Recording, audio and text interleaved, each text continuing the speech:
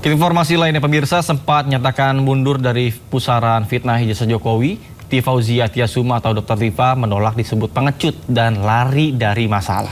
Dengan tegas ia mengatakan memilih membuktikan di ruang persidangan dan membatasi berbicara di ruang publik.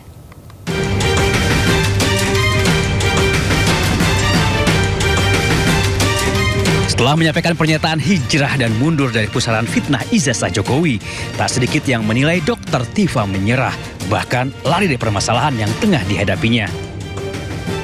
Tak ingin bola liar kian menggelinding, Dr. Tifa membantah semua tudingan. Dengan tegas ia menyebut sama sekali tidak melarikan diri dan menolak disebut pengecut.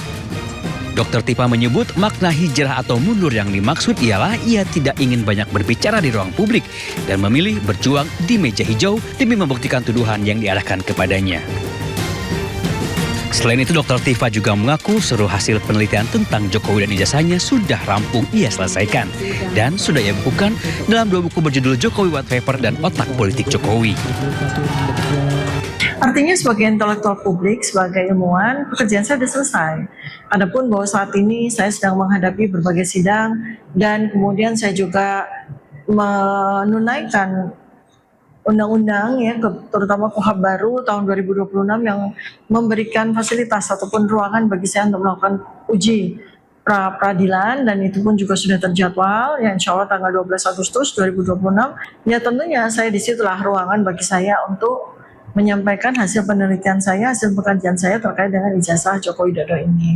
Namun dalam ruang publik yang lain ya, di luar dari sidang, saya menyatakan bahwa saya hijrah. Kenapa? Karena sudah diwakili oleh 2 buku saya tersebut.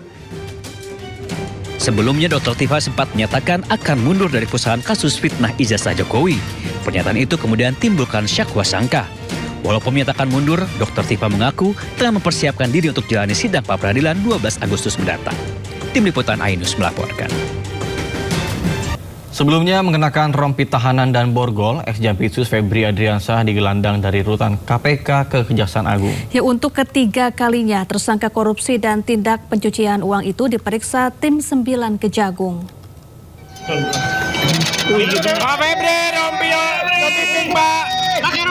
Dengan tangan terborgol dan mengenakan rompi merah muda, Febri Adriansyah akhirnya keluar rutan KPK. Pak, dada dulu Pak. Dada Pak.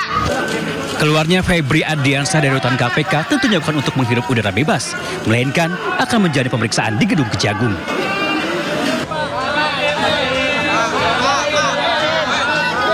Tak lama mantan petinggi di Kejagung ini tiba juga di gedung Bundar Kejagung.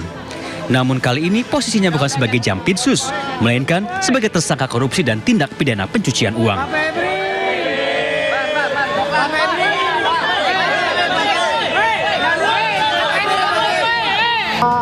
Saat digelandang menuju gedung Bundar, tak sepatah kata pun keluar dari mulut Febri.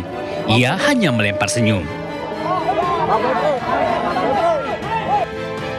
Padahal sepekan lalu sebelum digelandang ke rutan KPK, dengan lantang ia berkata menolak ditahan dan menuding pihak Kejagung telah melakukan kriminalisasi terhadap dirinya.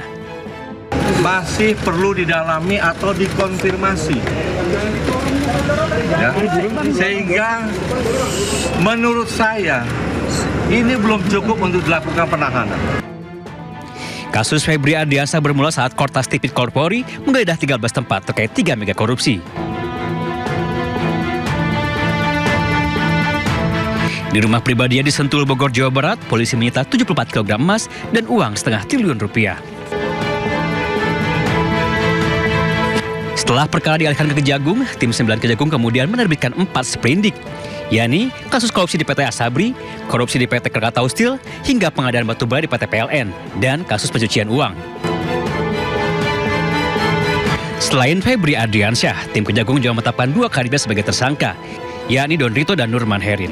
Tim Liputan Ainus melaporkan. Pemirsa, pihak istana akhirnya merespon isu beredarnya surat presiden atau surpres tentang pergantian Kapolri. Istana membantah presiden telah mengirimkan surpres tersebut.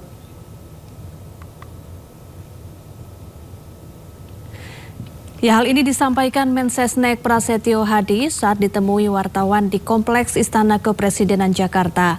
Prasetyo juga menegaskan belum ada rencana Presiden melakukan perombakan atau reshuffle Kabinet Merah Putih. Kapolri Jenderal Listio Sigit Prabowo sebelumnya juga telah merespons isu ini dengan menegaskan pergantian Kapolri merupakan hak prerogatif Presiden. Beredar di publik berkenaan dengan masalah surprise pergantian Kapolri, dapat kami sampaikan bahwa sampai hari ini tidak ada atau belum ada surprise pergantian Kapolri.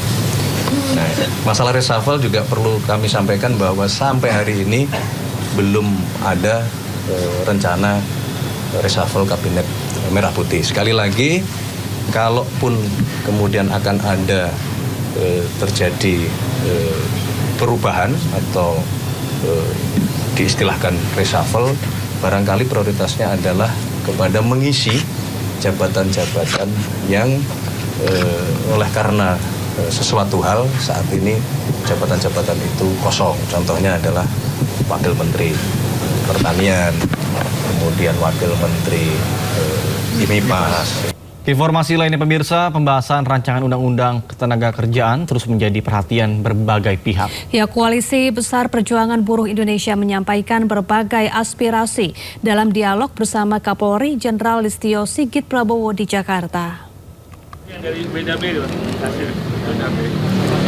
Dalam dialog tersebut, Koalisi Besar Perjuangan Buruh Indonesia menyampaikan berbagai masukan terkait draft RUU Ketenagakerjaan yang tengah disiapkan. Koalisi Buruh menegaskan tetap berkomitmen mengawal perjuangan aspirasi pekerja melalui dialog dan sesuai ketentuan yang berlaku. Sementara itu, Kapolri Jenderal Listio Sigit Prabowo menyatakan telah mendengarkan berbagai aspirasi yang disampaikan Koalisi Buruh. Menurutnya, masukan tersebut akan menjadi bagian dari upaya mendorong pembahasan RUU Ketenagakerjaan yang mengakomodasi kepentingan buruh dan dunia usaha. Tentunya saya akan membantu juga untuk menjadi jembatan untuk menyampaikan terkait dengan poin-poin yang kemudian kita harapkan ini bisa diselesaikan oleh rekan-rekan buruh bersama-sama dengan tim yang ada di DPR sehingga menjadi satu kesepakatan yang bentuknya adalah revisi undang-undang yang kami akan tetap melanjutkan jalur diplomasi dan apabila di satu titik kami harus melakukan aksi yang tertib walaupun besar-besaran, kami jamin akan tetap aman dan damai karena hak menyatakan pendapat adalah dijamin undang-undang. Sekali lagi kami menyesalkan pernyataan Saudara Said Iqbal yang mengklaim Gerakan Buruh Indonesia.